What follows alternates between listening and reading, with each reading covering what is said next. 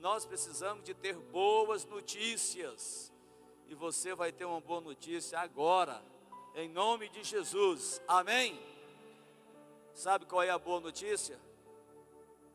Jesus está voltando. Quero falar sobre a volta de Jesus nessa noite, amém ou não? Sobre o arrebatamento da igreja. Então abra a sua Bíblia em Mateus capítulo 28. Mateus capítulo 28, o tema desta palavra é a igreja e as últimas horas. Tudo que começa nessa vida tem um tempo de duração, um tempo de validade. Nós temos um tempo de validade nesta terra. A igreja tem um tempo de validade nessa terra. E é importante a gente valorizar esse tempo que temos e pregar a palavra a tempo e fora de tempo, porque os dias estão acontecendo muito rápido. As coisas estão como um liquidificador, como um micro-ondas. As coisas estão muito rápidas, os dias estão até mais curtos. Quando você vê, já passou o tempo. E a igreja precisa aproveitar esse tempo. Ela tem validade nessa terra. Vamos lá, Mateus capítulo 28, verso 1.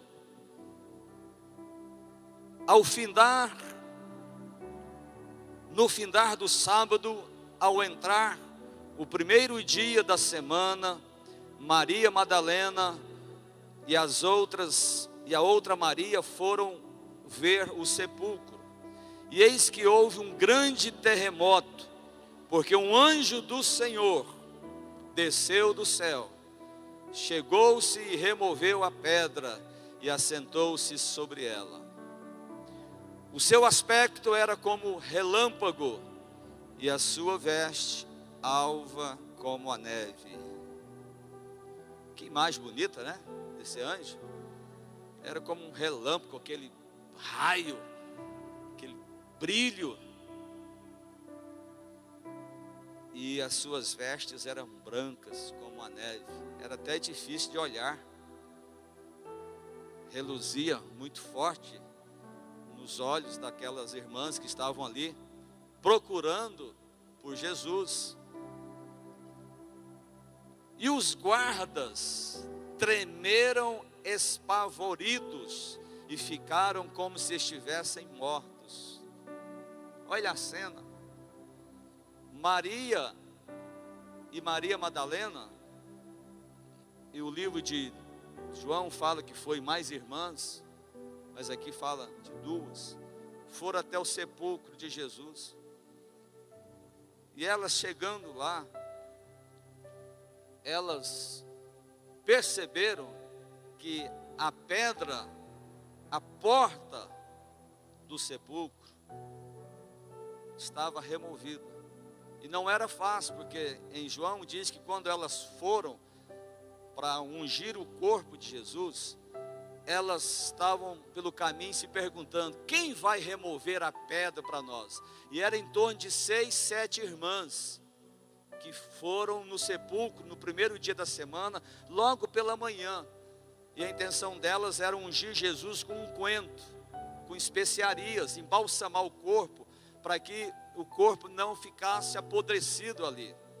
Naquela época, os sepulcros lá em Israel, eles eram feitos em cavernas, em grutas. E Jesus foi sepultado em um túmulo, em um jazigo de um homem muito rico chamado José de Arimateia. Isso mesmo, se eu não estou enganado. Ele era muito rico. E ele então serviu o jazigo dele para sepultar o Senhor Jesus. E aí se colocava nos andares, colocava um corpo aqui, outro corpo aqui, e ia descendo a caverna. Eu não sei quantos corpos tinham ali, mas eu sei que ali tinha o corpo de Jesus que foi sepultado em volta de um lençol. E elas então, entristecidas, angustiadas perda do mestre, elas nem imaginavam que a palavra do terceiro dia estava se cumprindo, e elas foram lá para ungir o corpo dele, para que ele pudesse ficar mais tempo, o corpo pudesse ficar mais tempo intacto, preservar mais o corpo. Então, naquela tristeza, elas nem se lembravam da ressurreição. Então elas vão no meio do caminho se perguntando quem vai remover a pedra, porque é uma pedra enorme. 6 irmãs têm força, e aquelas irmãs hebreias tinham muita força, elas iam empurrar aquela pedra, mas elas já estavam achando que não ia conseguir. O objetivo delas era ungir um Jesus morto, um Jesus que estava lá dentro. E quando elas vão chegando lá, elas já veem que a pedra já estava removida. Alguém já fez o serviço para elas, já facilitou para elas. E quem estava guardando o túmulo ali de Jesus, quer dizer, Jesus era tão perigoso para o governo daquela época, que até morto, ele trazia preocupação para o sistema religioso e político da época. Colocaram guardas lá, porque a conversa era que Jesus ia ressuscitar ao terceiro dia. Então, a intenção do centurião era colocar guardas para proteger o sepulcro, para que nenhum dos discípulos de Jesus fossem lá, abrisse aquele túmulo, removesse a pedra e pegasse o corpo de Jesus para dizer, para sabotar, para dizer que Jesus ressuscitou. Olha a cabeça dessas pessoas ímpias, incrédulas, ateias, ateus. Elas não querem aceitar o plano divino da ressurreição de Jesus. Então, colocaram guardas para proteger, para caso aparecesse alguém lá, eles estavam lá, para não deixar ninguém entrar, para não mexer no corpo de Jesus, para depois não saírem propagando, ele ressuscitou. E na verdade, o governo e os religiosos, sacerdotes da época, iam dizer, não, ele não ressuscitou, vieram aqui e levaram o corpo dele. Olha só a tramóia, tentando dar uma ajeitada na incredulidade, tentando mexer no plano verídico de salvação. E essas irmãs chegam lá, e elas não poderiam entrar, primeiro, porque os guardas estavam lá. Segundo, a pedra era muito pesada. Mas Deus foi na frente e fez o serviço primeiro. Diz que os guardas que estavam lá desmaiaram quando eles viram o anjo, quando eles viram aquela figura celestial. Olha, o aspecto era como relâmpago e a sua veste alva como a neve. Os guardas tremeram, assustados, e ficaram como se estivessem mortos. Desmaiaram, irmãos. Para nós que já convivemos com esse sistema, já estamos mais habituados a falar de anjos, da maneira que eles são, das vestes, a gente já pode ter um susto tão grande.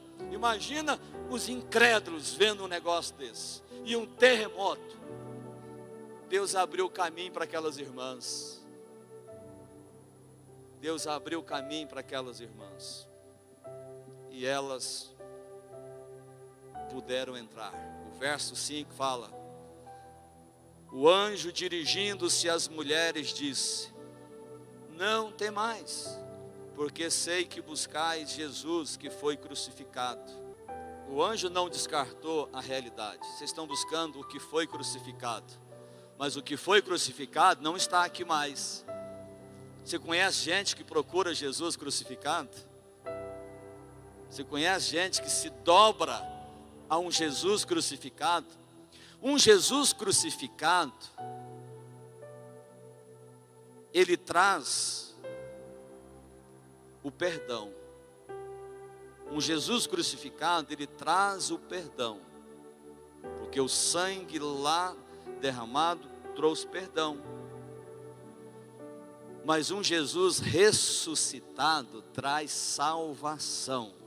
Não adianta ser perdoado se não for salvo.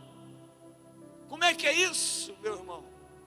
Um dia Jesus disse para uma mulher, pega em flagrante adultério. João 8, levaram ela até Jesus. Jesus perdoa os pecados dela e disse, vai e não peques mais, para que não suceda coisa pior. Ele está dizendo, vai, você está perdoada, mas se você não permanecer dentro do projeto do perdão, você não será salva. Está entendendo, meu irmão? Você já foi perdoado. Jesus na cruz, crucificado, nos perdoou.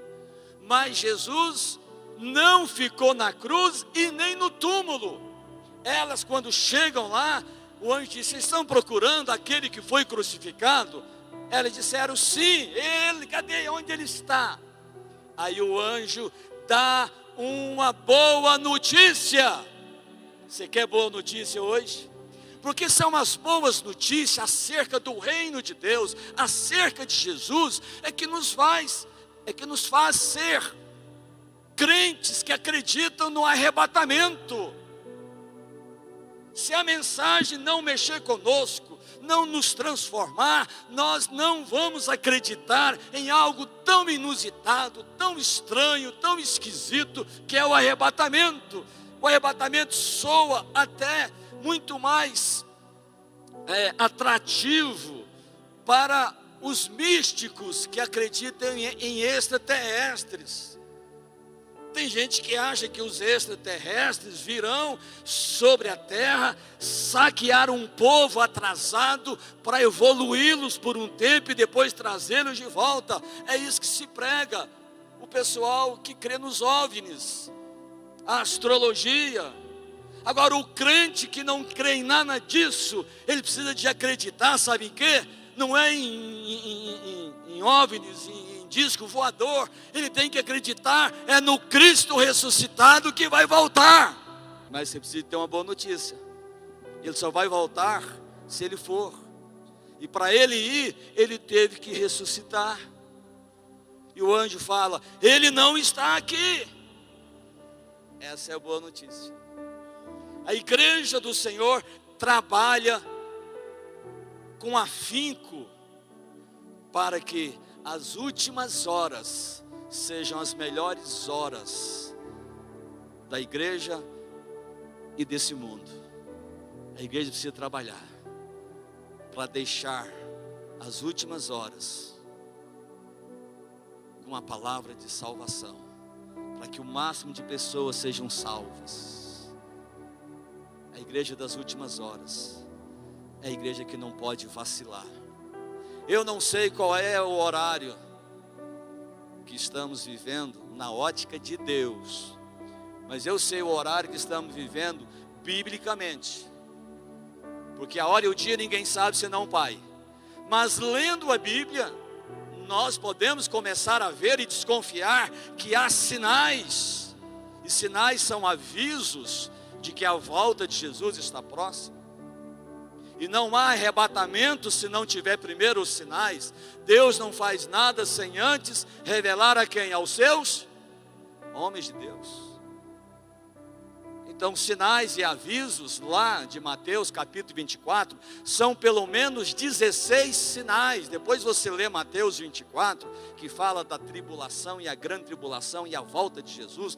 Lá tem os sinais, e nós estamos carecas de saber os sinais. Guerra, rumores de guerra, pestes, fome, doenças, nação contra nação, traições, amor esfriando. Nós sabemos disso. Isso são os sinais, os avisos que antecedem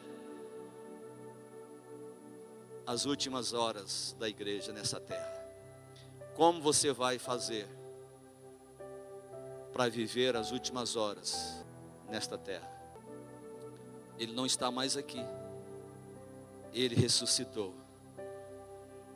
como tinha dito. Ele lembra elas, ele disse que ia ressuscitar. Ah, verdade, ele ia ressuscitar, e agora é verdade, ele não está aqui mais.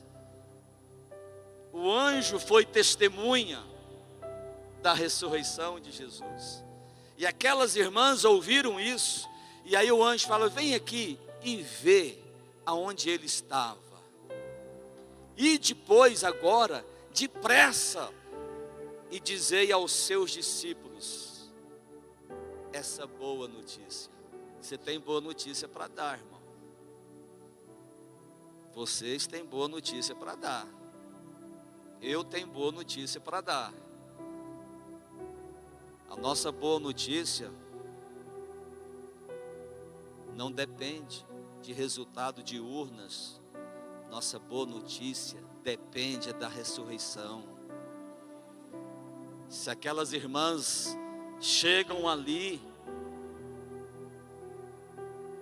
e nada tivesse acontecido, e quem sabe subornados guardas, na ânsia de querer entrar para embalsamar o corpo de Jesus, passar especiarias para que o corpo dele fosse mais preservado um tempo mais, durasse um pouco mais,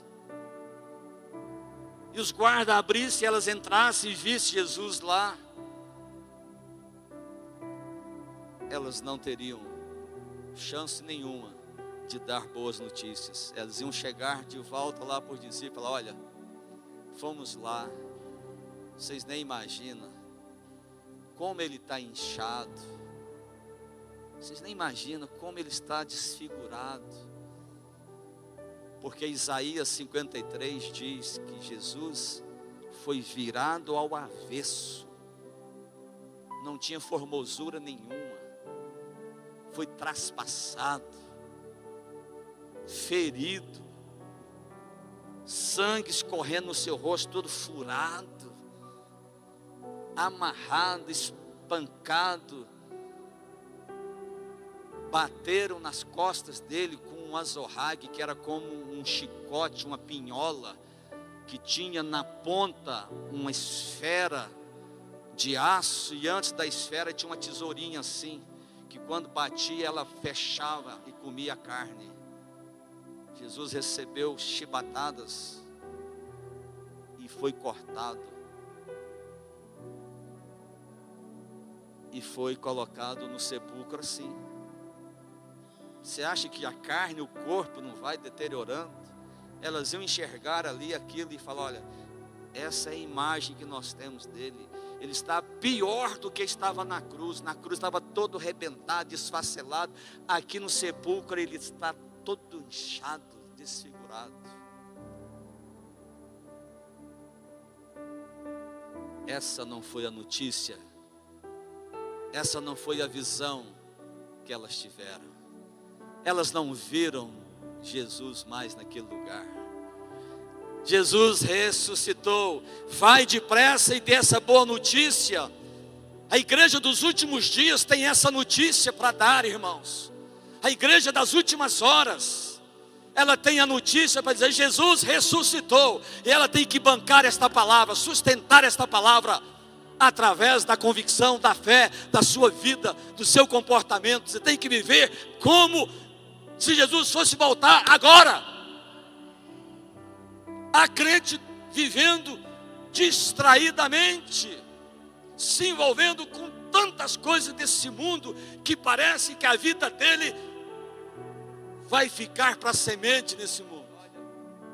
Tudo tem um prazo de validade. Essa boa notícia elas levaram para os discípulos. Ele não está mais lá, ele ressuscitou. Agora, Mateus, volta um pouquinho, capítulo 25, verso 6.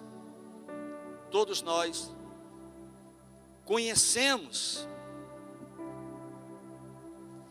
a história das 10 virgens.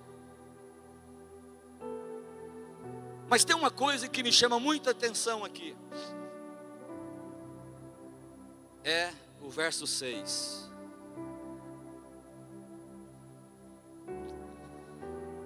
Mas à meia-noite, ouviu-se um grito: eis o noivo, saí ao seu encontro. Oh, irmãos, o anjo deu a notícia para aquelas virgens. Aquelas virgens representam a igreja. Assim como aquelas mulheres foram aos sepulcros, elas representam as pessoas que viram e ouviram da boca do anjo que ele não estava lá. São testemunhas oculares porque viram o lugar. São testemunhas porque elas ouviram a voz do anjo. E este anjo chega agora aqui para a igreja, para as 10 virgens, e fala: olha, eis o noivo, saí-lhe ao encontro. Você quer encontrar com o noivo? Vou dar mais uma oportunidade. Você quer encontrar com o noivo? Só noiva quer encontrar com o noivo. Quem não é noivo, irmão, não quer nem saber de noivo. Os ímpios, o mundo não quer saber do noivo não, porque eles não são noiva. A noiva está ansiosa para encontrar com o noivo. Eu admiro muito crente que não quer encontrar com o noivo, quer viver uma vida de igreja apenas. Irmão, eu já estou assim nas últimas horas, querendo já não viver mais. Quero encontrar com o noivo. Talvez daqui um ano, 2 anos, você possa ouvir essa gravação e falar: pastor Gilberto foi, quando ele falou isso, ele estava para ir. Eu falei para minha esposa, eu não quero ficar muito velho. Quero ser recolhido na flor da idade, na minha força. Mas você não tem medo de morrer, pastor? Eu tenho medo é de ficar, porque a morte é inerente. Ela virá para todos se não vier o arrebatamento antes. Essa notícia, eis o noivo, saí-lhe ao encontro. Tem muita gente que quer apenas ouvir, eis o noivo, mas não quer encontrar com ele. Sabe por quê? Porque não está preparado. Crente despreparado, não quer encontrar com o noivo, só quer ouvir: ó, o noivo está voltando, o noivo está voltando. E a noiva está despreparada, ainda não está ataviada, não está bem vestida. Sabe por quê? Porque ela está com muitas vestimentas desse mundo. Você vai em certos locais, você não sabe se é igreja, se é uma boate, se é uma balada. Você vai em certo lugar, você não sabe se é crente, se é uma coisa, se é um ET. A pessoa tem, me perdoe, tem tanto piercing e tanta tatuagem. Não tem nada contra a tatuagem, mas o exagero, irmão, misericórdia. Você só vê o branco do olho da pessoa. Está desfigurado. Sabe por quê? Porque não querem encontrar com o noivo. Só querem ouvir falar do noivo. Ouvir falar de Jesus está muito bonito hoje. Tem uma onda de pastores coaches. Eu fiz esse negócio de coach. Foi bom, aprendi muita coisa. Mas eu não utilizo. Não trago palavra de persuasão e de autoajuda e motivacional neste lugar. Aqui é a palavra de Deus. Se eu for dar um curso de coach, eu vou marcar em outro lugar. Hoje aqui é palavra de motivação para você. Sabe por que tem muito pastor assim? Porque eles não têm a palavra genuína no coração. Eles querem segurar o povo com palavras bonitas e persuasivas e enganosas. Volte na próxima reunião que eu vou terminar os 35 pontos que eu comecei. Primeiro ponto para prosperidade, segundo ponto para ganhar dinheiro, segundo ponto para ser feliz. 35º ponto, não sai dessa igreja. É assim. E as pessoas estão, como Paulo diz para Timóteo, com comichão no ouvido, coceira no ouvido. Coçar o ouvido é bom, irmãos. A pessoa até cochila, porque ouve o que gosta, fala que eu gosto mais, fala. Eis o noivo está chegando, e o anjo está dando a notícia, e ele deu a notícia meia-noite. Você acha que meia-noite é um bom horário? Meia-noite fala de escuridão, de podridão, de problemas, de pecado, de orgia, de erotização de criança, de aborto. Meia-noite fala de tudo aquilo que não presta, de comunismo, de socialismo. Meia-noite fala de pecados avolumados. Pedro fala que ele vai vir como um ladrão. Ladrão gosta de andar à noite. Hoje, se bem ladrão, rouba em qualquer horário, mas à noite que é a preferência dele. E Jesus virá como ladrão à noite, quando ninguém espera. Quando ninguém espera, vírgula, eu estou esperando. Você está esperando o noivo? Vou dar mais uma oportunidade. Você está esperando o noivo? Oh, glória! Irmão, participe, dê glória. Estamos esperando o noivo. Não queira apenas escutar boas mensagens. O noivo é tremendo, o noivo é maravilhoso. Vamos colocar aqui uma pitada de palavras bonitas sobre o noivo.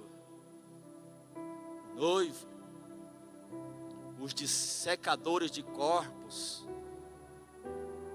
falaram que o noivo sofreu tanto na cruz.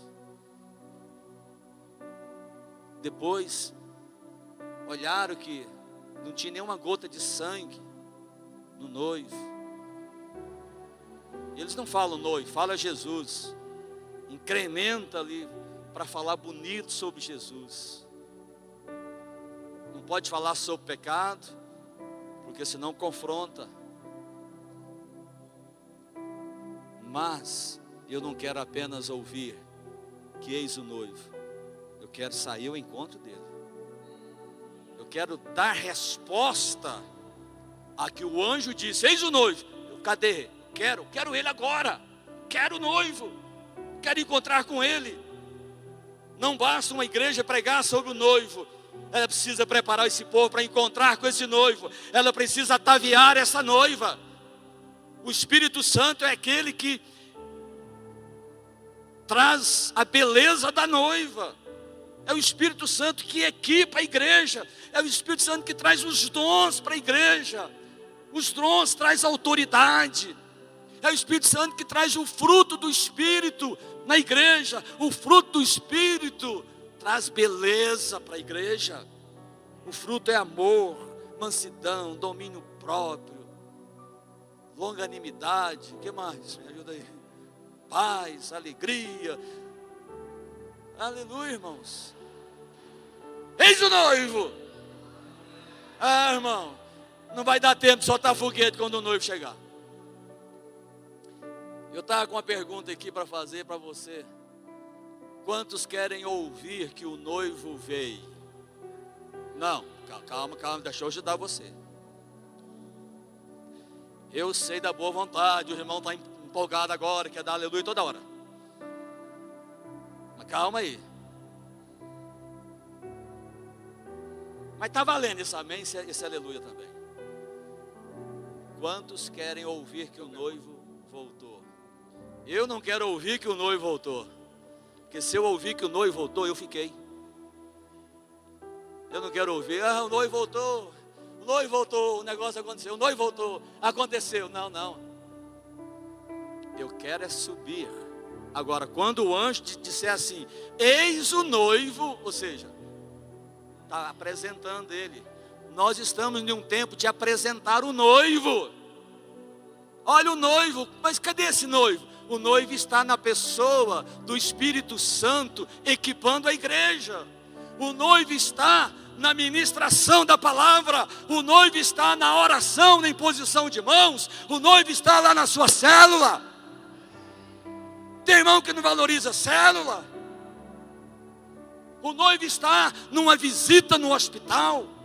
Irmãos, eu fui no hospital essa semana 3 vezes. Eu saí de lá decepcionado, entristecido. Como aquele hospital, a medicina, o pronto-socorro, está mais lotado do que ônibus, 6 da tarde. Você tem ido nos hospitais e visitado, irmão, entrado lá dentro, você vê aquele povo nas macas, nos corredores, você pedindo licença de um, de outro para passar. Aí você fala que vai orar por um. Se você não for ágil, você fica lá 3 dias orando pelo povo, não deixa você sair. A necessidade, a carência. Nós, os pastores da Shalom, todos somos capelões. Temos liberdade para entrar em qualquer horário nos hospitais. E vamos, e visitamos. Mas a gente sai de lá arrasado. Tanta doença, tantas dificuldades. E aí você vê igrejas que pastor fala, não, eu não visito o hospital, eu só atendo no meu gabinete. Ele está anunciando o noivo, mas ele não está vestindo a igreja com as roupas apropriadas para encontrar com esse noivo. São os intelectuais do evangelho. Nossa palavra tem que ser prática, confrontativa. Nossa palavra tem que ser de esperança. Nossa palavra tem que trazer mudança. Eu não quero apenas ouvir, eis o noivo. Eu quero encontrar com ele. E não quero ouvir depois falar, o noivo veio. Eu quero estar nas bodas do Cordeiro. Então vamos lá. O noivo já veio a primeira vez e vai voltar a segunda vez. O noivo veio a primeira vez para procurar uma namorada, numa versão bem atualizada.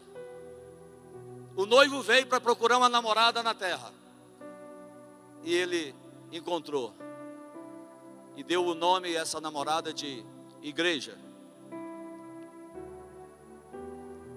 Em João 3,16 diz que Deus amou o mundo de tal maneira que deu seu Filho unigênito, para que todo que nele crê não pereça, mas tenha vida eterna. Então Deus entregou o noivo para a terra, e mandou o noivo para um lugar contaminado, para encontrar pessoas estragadas, deterioradas, infectadas, como eu e você.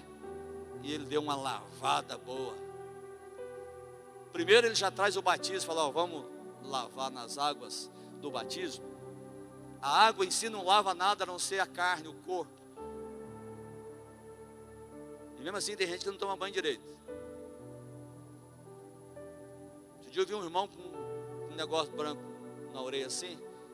Falei, o que é isso, irmão? A orelha assim era sabão, estava seco, espuma. Pô, mas o que é isso? Como é que você não enxugou a orelha, não? O que é? Pai, passou a orelha. Mas o noivo veio para trazer a verdade, encontrar com pecadores e trazer a remissão, mudar essas pessoas, levá-las a serem transformadas. Eu quero uma namorada, eu quero uma noiva, mas eu preciso que ela esteja encaixada nos padrões. Não é o meu padrão que vai fazer o noivo mudar, é o padrão do noivo que vai fazer eu mudar. Tem crente aí dando uma de costureiro, de alfaiate. Ele faz o molde que ele quer da igreja. Não, a igreja para mim tem que ser daquele jeito lá, ó. Eu só encaixo se for na igreja assim. Se não for desse jeito, eu não encaixo. Aí começa a procurar, peregrinar, procurando a igreja. Agora achei a igreja. Aí ele acha, a igreja fica defeituosa porque ele chegou lá. Teve um irmão, uma época, que chegou em mim e falou assim: pastor, uma cidade, não lembro aonde, falou: a minha filha já rodou algumas igrejas e ela não gostou. E ela viu o senhor pregando um dia e ela falou que queria ir nessa igreja. Eu falei: é mesmo, irmão? E ela falou: só que ela precisa de uma igreja firme e forte para ela firmar em Deus. Se for uma igreja mais ou menos, ela não firma. Tem que ser uma igreja que tem que ser radical com ela, senão ela não firma. Eu falei: ah, irmã, só falou para o pastor errado aí. Eu sou tranquilo. Eu sei que essa menina, irmão, foi tão tratada com Deus, era tudo ou nada. A mãe liberou e ela concordou. Pensa numa pessoa que apanhava de todo culto. Era para cá e era para lá, e apanhava nos discipulados, no aconselhamento. Falei: essa não vai resistir não. Resistiu, virou obreiro e virou pastora. Agora, se vai para uma igreja coacheada, a palavra não existe, mas vamos inventar aqui. Só, não tem mudança de vida, não tem mudança de expectativa, de projetos humanos, mas não quer sair ao encontro do noivo, porque não tem condição de encontrar com o noivo, não está preparado ainda. O aspecto da primeira vinda de Jesus foi trazer a verdade, a salvação, a remissão dos pecados. Esse foi o objetivo. E esse povo remido, perdoado, lavado pelo batismo nas águas e lavado pelo sangue, que é a purificação, este povo precisa agora congregar. Essa noiva precisa agora estar reunida, como nós estamos aqui.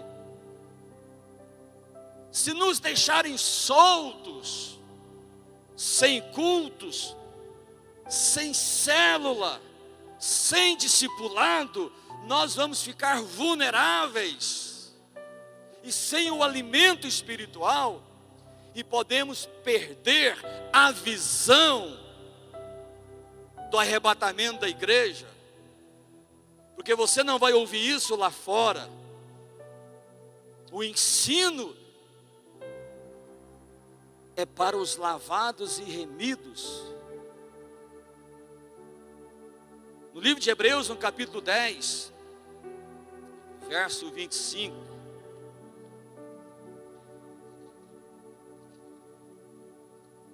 um dos aspectos da primeira vinda de Jesus, quando ele veio e nasceu de uma mulher, cresceu, foi trazer a verdade, foi trazer remissão dos pecados, e também foi congregar os salvos em um só corpo. Diz assim, Hebreus 10, 25: não deixemos de congregar-nos, como é costume de alguns. Você conhece alguém que tem um costume de não congregar? Fala: não precisa de igreja não, igreja tudo é falha, pastor é ladrão. Eu não sou ladrão, eu não sei, eu não sou. Certo? Tem pastor ladrão, deve ter, porque as pessoas falam. Eu não sou. Então eu já não estou enquadrado, você também não está. Então essa falácia já está, como está na moda falar narrativa. Essa narrativa para mim não pega. Você conhece gente que fala: não, eu não tenho costume de congregar não preciso de igreja não. Porque fica emburrado, fica nervoso, porque não aguenta às vezes ficar 2 horas dentro do culto, é uma oração no relógio, tem que ir embora, não consegue dar 2 horas por semana.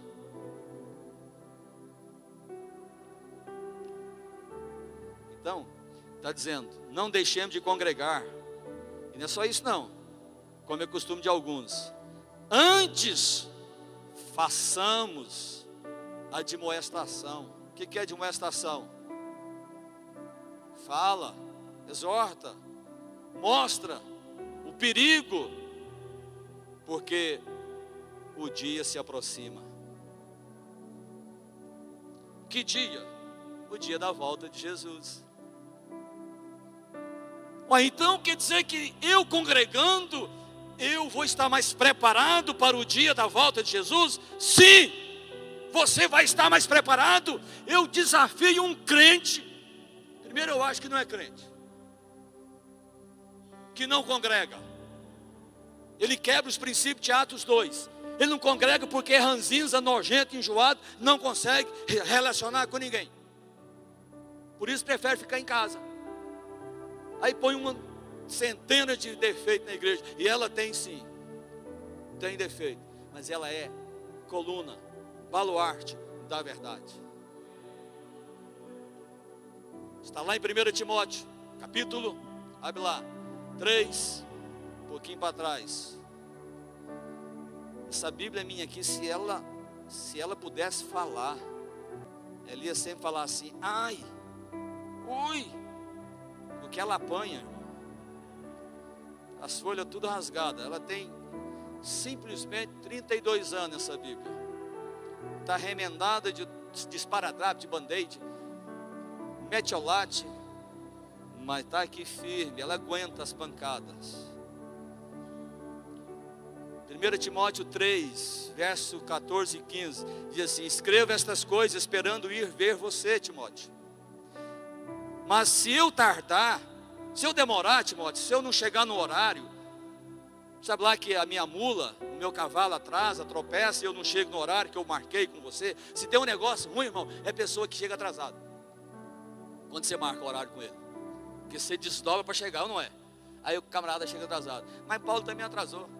Se eu atrasar, você já sabe como é que você deve proceder na casa de Deus, que é a igreja do Deus vivo, coluna e baluarte da verdade. Amém, irmãos? Essa igreja, ela é baluarte, ela é fortaleza, ela é sustentáculo. A igreja, ela é a protetora da palavra de Deus na terra. É a igreja, por isso que nós temos que reunir, congregar, porque o dia está chegando, o dia do arrebatamento da igreja. A igreja, ela é um abrigo, ela é um lugar de conforto e cura para as pessoas. Ah, mas a igreja fala de tantos assuntos. Eu não tenho tempo e nem quero entrar nessa questão agora, mas uma coisa eu sei: a igreja é lugar de conforto. Tem gente que é tão confortável dentro da igreja que até cochila, até tira uma soneca boa. Eu já vi várias irmãs cutucando o marido. É um lugar de conforto a igreja. A igreja é um lugar de combater a oposição satânica. Olha o que diz. Olha o que diz, 2 Tessalonicenses, volta um pouquinho a sua Bíblia aí. 2 Tessalonicenses, capítulo 2, verso 7. A igreja tem como missão ser opositora a Satanás. Lembrando que essa igreja foi fundada por Jesus, que é o noivo que veio procurar uma noiva, e ele encontrou eu e você, que aceitamos o desafio, nos simpatizamos com o noivo e falou: esse é o cara. Cara não, porque eu nem gosto dessa palavra. Esse é o meu amado. Só você ler Cantares. Eu e você falamos: esse é o meu noivo mesmo. Esse pode ser meu noivo. Ou seja, esse tem autoridade. Esse me ama. Esse eu posso confiar. Esse é Jesus. Esse é o meu noivo. Ele veio procurar pessoas assim. Ele encontrou em você, que depositamos confiança nele. Ainda que muitas pessoas são incrédulas, não acreditam, não querem pagar o preço, só querem ouvir falar: olha o noivo, olha a beleza do noivo, olha como o noivo é bom, olha como o noivo é isso, aquilo outro, o noivo cura, o noivo faz isso, o noivo restaura, o noivo traz prosperidade financeira. Mas ninguém quer encontrar com o noivo. É diferente, porque só quer os bônus, mas não quer pagar o ônus. não quer pagar o preço, só quer, né? Mas veja aqui o que a igreja é. Tessalonicenses 2:7. Com efeito, o mistério da iniquidade já opera. Irmão, o mistério da iniquidade é Satanás, ele já opera, e aguarda somente que seja afastado aquele que agora o detém. Então preste atenção nisso. Quem está detendo Satanás de agir mais livremente ainda é a igreja.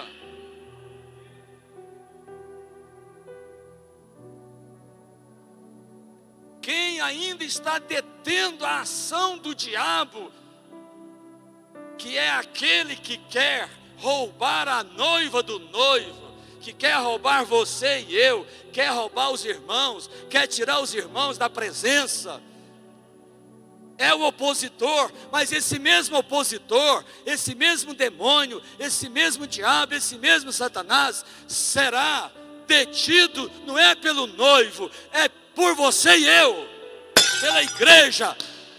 Oh, glória a Deus, aleluia, glória a Deus, aleluia, glória a Deus. Quando eu compro outro, irmãos, aleluia, irmãos. Pois vem outro, irmãos. Glória a Deus.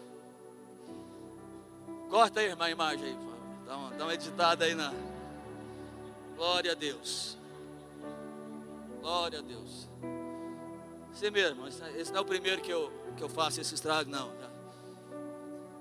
Vou pegar minha colinha aqui.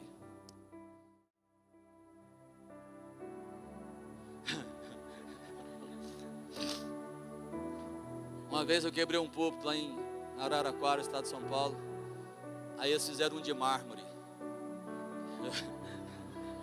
Eu quebrei esse dedo aqui, ó. Ele é meio torto até hoje. Quebrei esse dedo aqui. Quando não fosse suficiente, depois quebrei esse outro aqui. Agora, mas não aprende a lição. Quem detém Vamos ter 2 minutos de riso.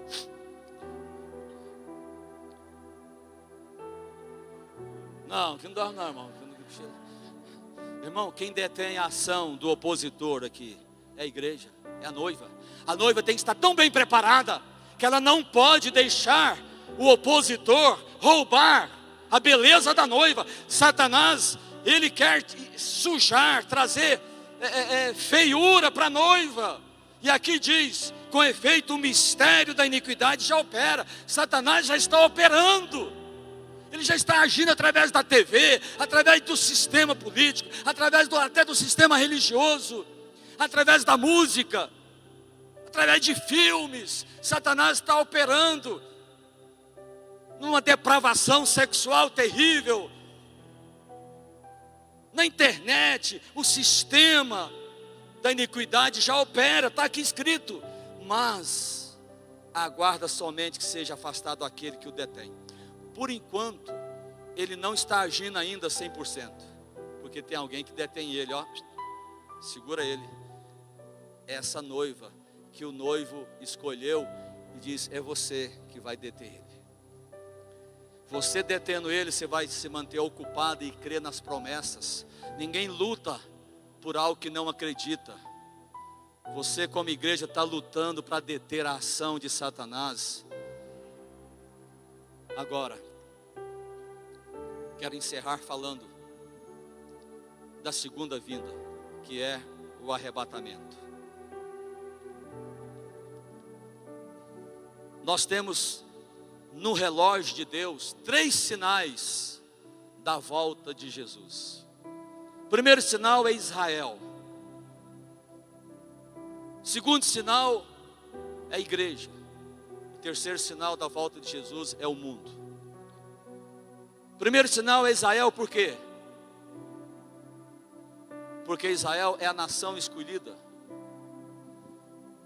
E um dia Jesus, passando perto de uma figueira, ela não tinha fruto, e ele amaldiçoou e disse: não nasça mais fruto de ti.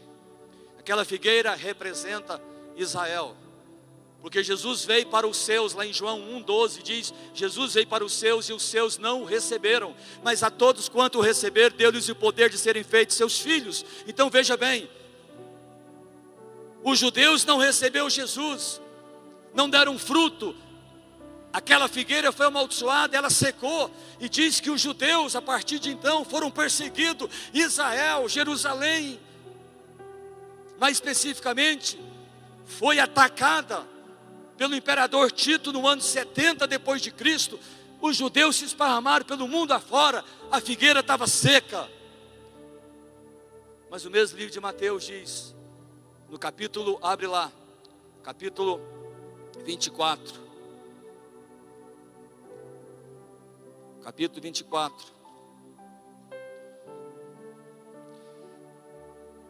a figueira representa Israel, é um sinal.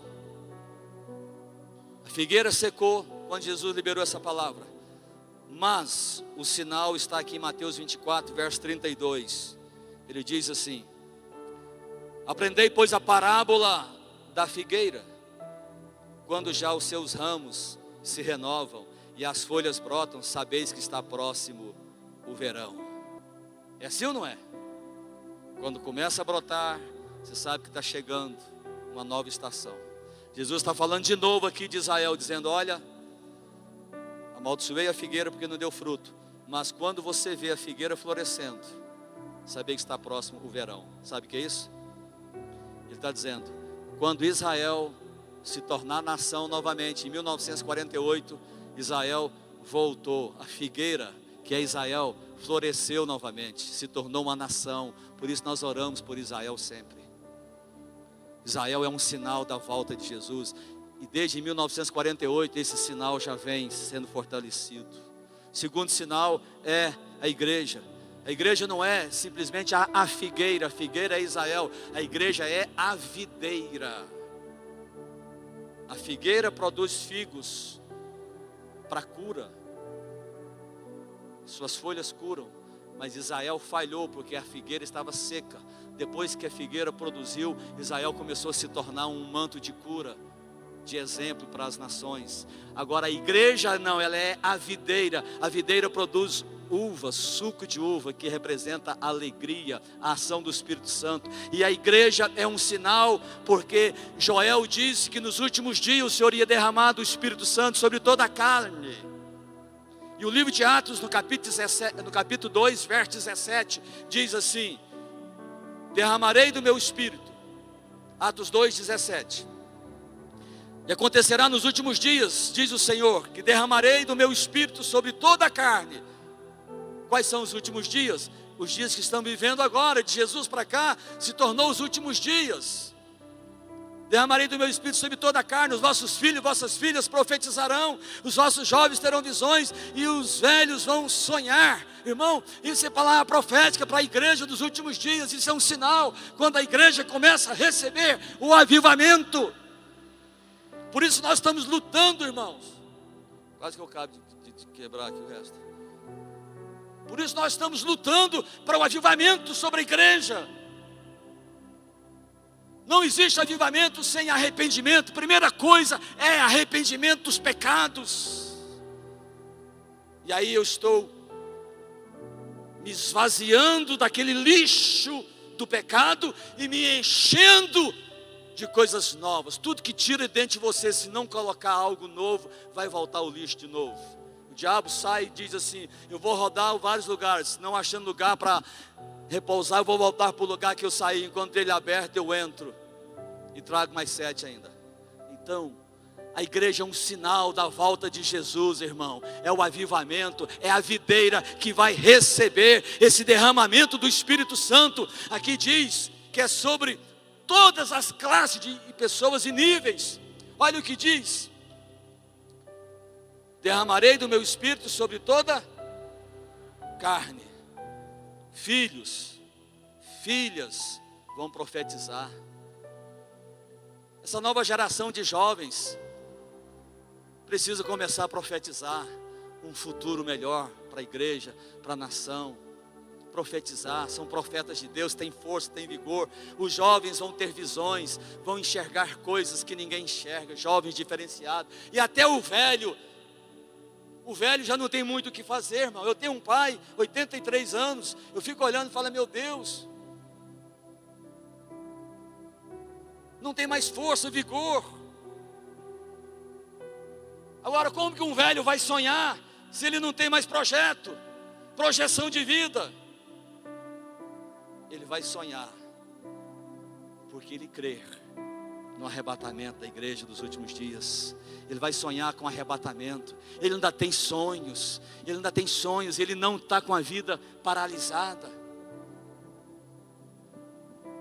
Agora, o último sinal profético da volta de Jesus é o mundo. O mundo é um sinal. Em Mateus 24, olha o verso 35 e 37.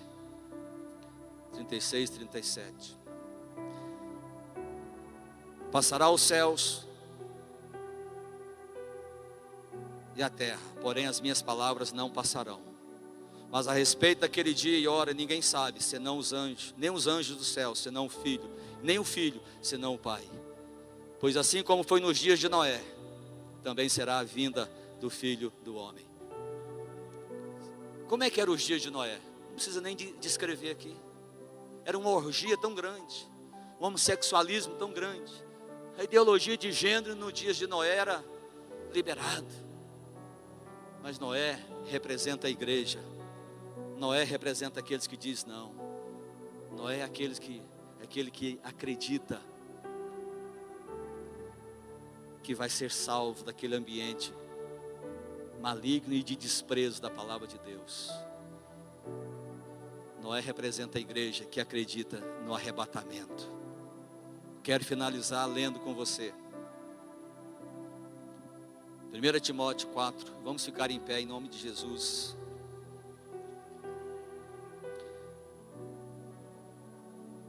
1 Tessalonicenses. Qualquer dia nós vamos falar especificamente sobre o arrebatamento em si. Como se dará esse arrebatamento? Como serão as bodas do Cordeiro? Hoje eu estou trazendo uma ideia. 1 Tessalonicenses capítulo 4,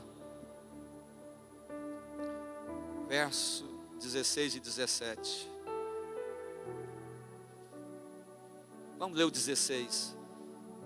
Porquanto o Senhor mesmo, dada a sua palavra de ordem, ouvida a voz do arcanjo. Olha o arcanjo de novo aí falando. Ele não está aqui mais. Olha o arcanjo. E ressoada a trombeta de Deus. A trombeta de Deus tem sido tocada através das pregações. A trombeta de Deus tem sido advertida através de reuniões como estas, congregações, povo junto. Ressoada a trombeta, descerá dos céus. O Senhor descerá dos céus. E os mortos em Cristo ressuscitarão primeiro.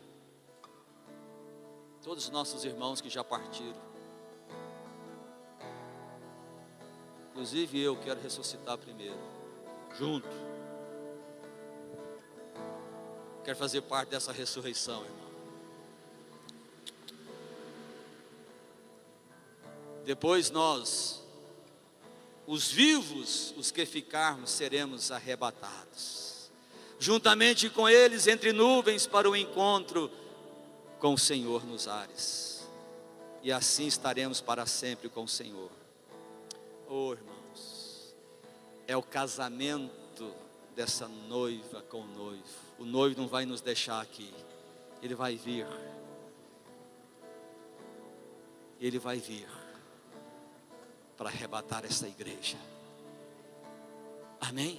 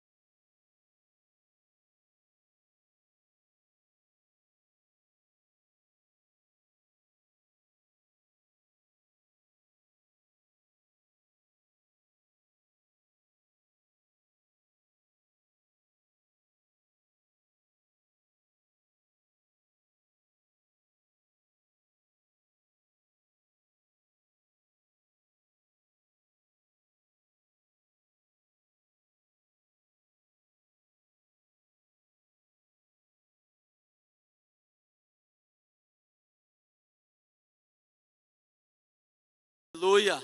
Amém, irmãos? Como será o nosso encontro com Jesus?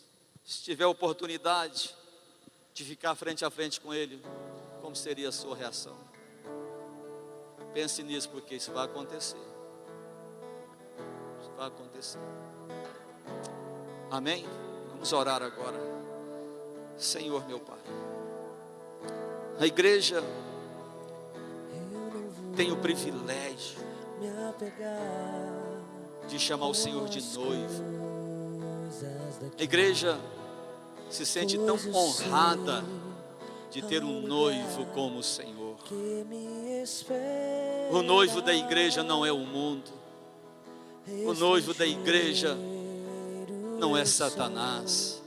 O noivo da igreja é o Salvador, é aquele que ressuscitou. O noivo da igreja é o Salvador. O noivo da igreja deseja o bem para esta noiva. Senhor, que esta igreja, que esta noiva viva os últimos dias se preparando. Que esta igreja viva os últimos dias envolvida com os projetos do noivo. Que essa igreja se vista de linhos finos, se atavie de santidade. Que esta noiva, Senhor, não perca o brilho do amor do Senhor. Abençoe a igreja, Senhor.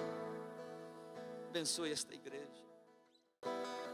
Que neste lugar as pessoas sempre possam encontrar abrigo, encontrar conforto, encontrar cura, encontrar a verdade.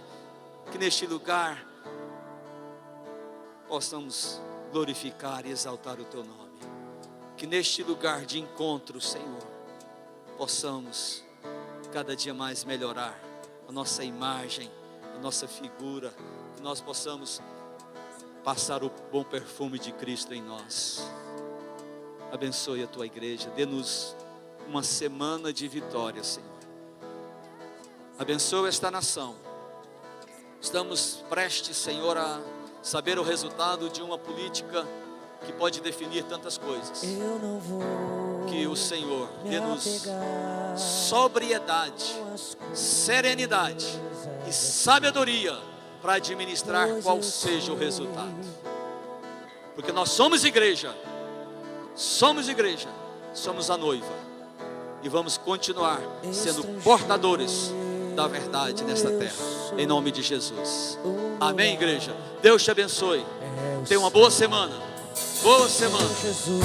Boa semana para vocês. Em nome de Jesus. A sua noiva, e Ele virá num piscar de olhar. Quem estiver pronto com Ele irá, na sua glória com Ele morar. Ele vem, não mais.